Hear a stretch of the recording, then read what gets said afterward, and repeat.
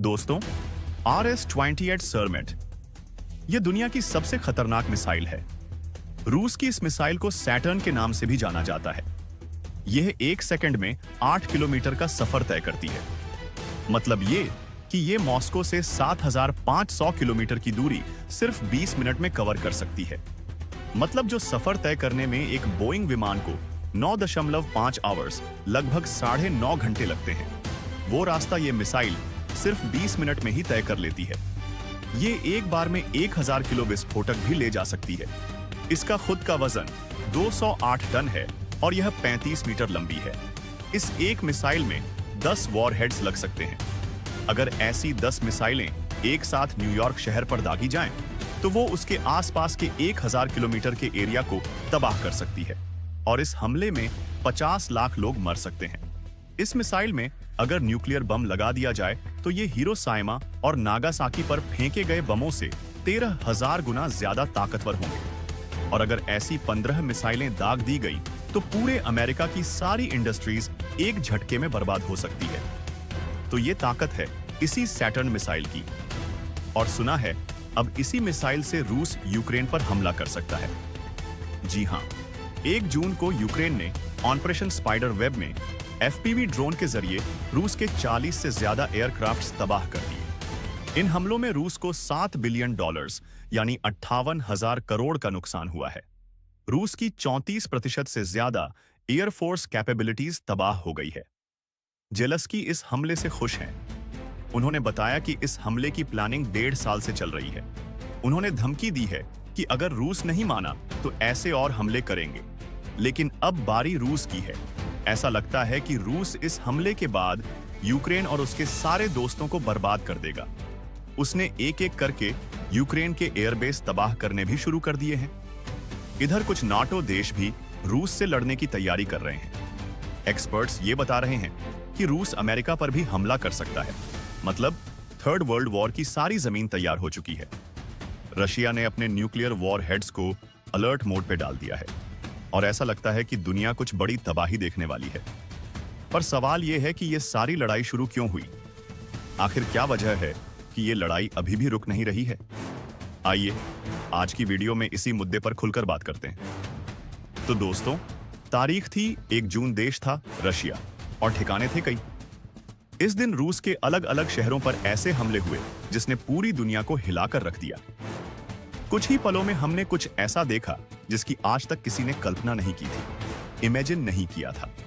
जी हां, पता चला कि यूक्रेन ने 117 FPV ड्रोन यानी फर्स्ट पर्सन व्यू ड्रोन के जरिए रूस के कई एयरबेसों पर ताबड़तोड़ हमला कर दिया। इस हमले में ओलेत्यातिया, बेलाया, इवानोवो, डिगिल्वो और यूक्रेन का एयरबेस पर खड़े 41 रूसी विमान और बॉम्बर्स तबाह हो गए, जिसमें Tu-222M3, Tu-95 और A-50 जैसे ताकतवर स्ट्रेटेजिक बॉम्बर्स भी थे। A-50 विमान तो बहुत ही रेयर है। रशिया के पास ऐसे सिर्फ 10 विमान हैं। बताया जाता है एक विमान की कीमत करीब $350 मिलियन यानी 3,000 करोड़ रुपए है। जिन 5 एयरबेस पे हमला हुआ, ये सभी यूक्रेन की सीमा से हजारों किलोमीटर दूर थे। इसमें बेलाया एयरबेस यूक्रेन से 4,300 किलोमीटर दूर थे और अमूर एयरबेस 6,000 किलोमीटर दूर था। बाकी सभी एयरबेस भी यूक्रेन से कम 2,000 किलोमीटर दूर थे। खबर है कि यूक्रेन की खुफिया एजेंसी SBU इस हमले की तैयारी 1.5 साल से कर रही थी। उन्होंने इस ऑपरेशन का नाम स्पाइडर वेब रखा था। इस मिशन की निगरानी खुद यूक्रेन के राष्ट्रपति जेलेंस्की कर रहे थे। अब बड़ा सवाल यह है कि यूक्रेन ने रशिया के अंदर हजारों किलोमीटर तक ये हमले किए कैसे? क्योंकि 4 या 6,000 किलोमीटर तक ट्रेवल करने वाले ड्रोन अभी तक बने नहीं हैं। मगर इसके बाद जो खबरें आई हैं दोस्तों, उसने सबको हिला दिया। पता चला कि यूक्रेन ने एक एक करके ट्रकों में छिपाकर इन ड्रोन्स को रशिया के अंदर तक पहुंचा दिया था। ट्रकों की छत पर लकड़ी केबिन बनाकर इन ड्रोन्स को उनके अंदर रखा गया था। जिन केबिन में ये ड्रोन रखे गए थे, वो केबिन भी रिमोट से ऑपरेट हो रहे थे। पहले एक एक करके इन ट्रकों को उन तमाम लोकेशनेशंस के पास पहुंचा दिया गया जहां हमले करने थे। मसलन जिस एयरबेस पर हमला करना था, उसके पास इन लॉरियों को, ट्रकों को पहुंचा दिया गया। फिर जब हमलों का वक्त आया तो छत पर लगे केबिन को यूक्रेन में ही रिमोट से खोल दिया गया। फिर एक एक करके सारे ड्रोन बाहर आने लगे। ये सभी ड्रोन जीपीएस इनेबल्ड थे और एआई टेक्नोलॉजी से काम कर रहे थे। हमले के जो वीडियो सामने आए हैं उनमें आप देखेंगे कि किस तरह ये ड्रोन पहले बॉम्बर या एयरक्राफ्ट के ऊपर जाते हैं, फिर अपनी एआई टेक्नोलॉजी से ड्रोन ये डिटेक्ट करता है कि बॉम्बर का फ्यूल टैंक कहां है। उसके बाद खुद को वहीं पर गिराकर वो ब्लास्ट कर देता है। मतलब आप सोच कर देखिए कितना खतरनाक प्लान है। जिस ड्रोन ने ये हमला किया गया उसकी कीमत बताई जा रही है 400 रुपए मात्र, और जिन विमानों पर यह हमला हुआ उनमें एक एक विमान की कीमत 300 मिलियन रुपए यानी 3000 करोड़ तक। खबर है कि इन ड्रोन हमलों से अब तक $7 बिलियन यानी 58,000 करोड़ का नुकसान हुआ है रशिया को। आप स्ट्रेटजी और प्लानिंग देखिए। रूस का एयर डिफेंस सिस्टम बॉर्डर पर नजर रख रहा था। उसने अपने सारे एयरक्राफ्ट्स बॉर्डर से 2000 से 6000 किलोमीटर अंदर रखे हुए थे। कुछ बॉम्बर्स तो चीन के पास साइबेरिया तक में खड़े थे। लेकिन यूक्रेन ने ऐसी चाल चली कि रशिया को कुछ समझ ही नहीं आया। कहने को तो यूक्रेन ये कह रहा है कि हमने ये सारा प्लान खुद बनाया है, लेकिन सारी दुनिया को पता है कि वो अकेले ऐसा नहीं कर सकता। चलो, ड्रोन तो यूक्रेन ने रशिया के अंदर पहुंचा दिए, लेकिन रशिया के एयरक्राफ्ट कहां-कहां पर खड़े हैं, ये बात उन्हें तब तक पता नहीं चल सकती थी जब तक कि यूएस अपनी सैटेलाइट के जरिए ये इंफॉर्मेशन उन तक ना पहुंचाए। यूक्रेन ने पहले कहा कि हमने यूएस को हमला करने से पहले बता दिया था, लेकिन जब यूएस ने इससे इनकार किया तो यूक्रेन भी बोलने लगा कि हाँ भाई, यूएस को नहीं पता था। सच्चाई दोस्तों चाहे कुछ भी हो, लेकिन इतना तय है कि यूक्रेन के इस ड्रोन अटैक के बाद अब Russia Ukraine war next level पर जा चुका है। एक ऐसे लेवल पर जहां से अब कुछ भी हो सकता है।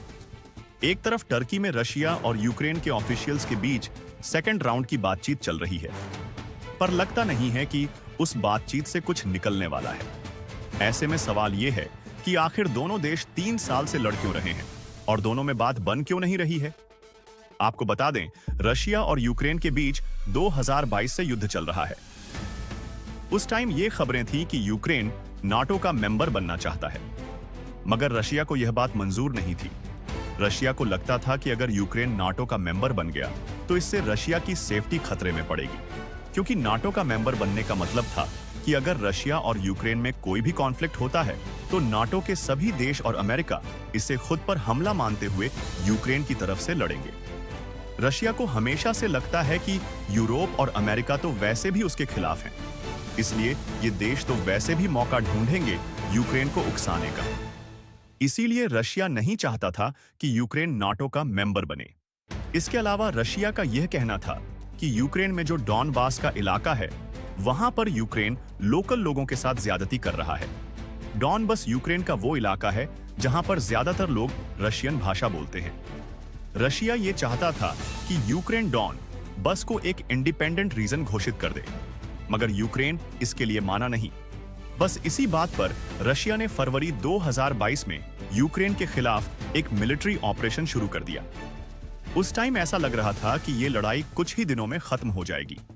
रशिया जल्दी यूक्रेन पर प्रेशर डालकर अपनी शर्तें मनवा लेगा, लेकिन लड़ाई शुरू होते ही अमेरिका समेत यूरोप के कई देश यूक्रेन के साथ आ गए, उसे हथियार देने लगे। अमेरिका यूक्रेन के साथ इंटेलिजेंस इनपुट्स भी शेयर करने लग गया। शुरू में यूरोप के देशों ने कहा था कि आप हमारे हथियारों का इस्तेमाल सिर्फ रशिया से बचने के लिए करोगे, रशिया के अंदर हमला नहीं करोगे। लेकिन कुछ दिन पहले उन्होंने ये शर्त भी हटा ली। अब यूक्रेन यूरोप से मिले हथियारों का इस्तेमाल रशिया के अंदर भी कर सकता है। अब सवाल यह है दोस्तों कि आखिरकार 3 साल बाद भी दोनों देशों में शांति क्यों नहीं हो रही है। सीधी सी वजह है, रशिया चाहता है कि यूक्रेन नाटो का मेंबर ना बने और इंडिपेंडेंट रहे, जिसके लिए यूक्रेन तैयार नहीं है। रशिया यह भी चाहता है कि यूक्रेन डॉनबास और लुहांस्क के इलाकों को इंडिपेंडेंट घोषित करे। यूक्रेन ये भी नहीं चाहता। दूसरी तरफ यूक्रेन का कहना है कि रशिया ने 2014 में क्रीमिया पर जो कब्जा किया था वो उस जगह को खाली करे। रशिया उसके लिए भी तैयार नहीं है और यही सारे क्लैश की जड़ है। ना रशिया क्रीमिया छोड़ने को तैयार है और ना ही यूक्रेन नाटो का मेंबर बनने की जिद छोड़ने को। इसी मुद्दे पर टर्की में कुछ दिन पहले दोनों ही देशों की बैठक हुई, जिसमें कोई हल नहीं निकला। उल्टा इस मीटिंग के फेल होने के बाद रशिया ने यूक्रेन पर हमले तेज कर दिए। और इसी के बाद फिर यूक्रेन ने भी ऑपरेशन स्पाइडर वेब को अंजाम दिया। एक बार फिर से टर्की में दोनों देशों में बातचीत हो रही है, लेकिन ऐसा लगता नहीं कि उसमें कुछ निकलेगा। आपको याद ही होगा, ट्रंप के राष्ट्रपति बनने के बाद जेलेस्की पहली बार उनसे मिले थे तो ट्रंप काफी नाराज हुए। ट्रंप ने तो जेलेस्की को यहां तक बोल दिया था कि तुम्हारे पास चलने के लिए अब कोई पत्ता नहीं है। तब भी ये खबरें आई थी कि ट्रंप ने यूक्रेन को खुलकर कहा है कि भाई, हम तो इतने वक्त से तुम्हारी हथियारों से मदद कर ही रहे हैं, मगर तुम भी तो बदले में हमें कुछ दो। उसके बाद यह पता लगा कि यूक्रेन ने अपनी कुछ नेचुरल रिसोर्सेज की माइनिंग के लिए यूएस से डील कर ली है। मतलब यूएस और ट्रंप जो चाहते थे उनको मिल चुका है। इधर यूरोप भी खुलकर जेलेस्की के साथ खड़ा है। ऐसे में लगता नहीं है कि हाल फिलहाल में ये युद्ध रुकने वाला है। लेकिन अब सवाल यह है कि हमारे लिए यानी भारत के लिए इसमें क्या सबक है। जिस तरह यूक्रेन ने खुफिया एजेंट्स और रशिया के ही लोगों के जरिए ट्रकों में भरकर रशिया में ड्रोन पहुंचाए, ये हमारे लिए भी चिंता की बात है, क्योंकि कल को ठीक ऐसा ही भारत में भी हो सकता है। यूक्रेन को रशिया में गद्दार ढूंढने में टाइम लगा होगा, लेकिन हमारे यहाँ ऐसे गद्दारों की कोई कमी नहीं है। और अगर मॉडर्न वॉरफेयर में ड्रोन इतना इंपॉर्टेंट हो गया है तो कल को भारत में भी कुछ लोग ड्रोन के जरिए हमारे ही देश में हमला भी कर सकते हैं। पाकिस्तान को तो भारत में ड्रोन पहुंचाने की भी जरूरत नहीं पड़ेगी, इसलिए हमें अपनी इंटरनल सिक्योरिटी पर ध्यान देने की जरूरत है। तमाम की लोकेशनेशंस की सिक्योरिटी को टाइट करने की जरूरत है। रशिया पर हुए हमले के बाद हमें ये एंटीसिपेट करना होगा कि इस तरह के हमले भारत में कहां-कहां हो सकते हैं। फिर उन जगहों की पहचान करने के बाद वहां की सिक्योरिटी बढ़ानी होगी। जैसे रशिया के पीछे सारी दुनिया पड़ी है, जेलेस्की को पीछे से मदद देने वाले भी 1000 लोग हैं। वही हाल भारत का भी है। मजबूत भारत को गिराने के लिए पाकिस्तान की मदद करने को कई देश तैयार खड़े हैं। इसलिए हमें उन सब से सावधान रहना होगा। अपनी तैयारी खुद करनी होगी। दुश्मन से एक कदम नहीं, 20 कदम आगे की सोचनी होगी। तभी हम सेफ होंगे।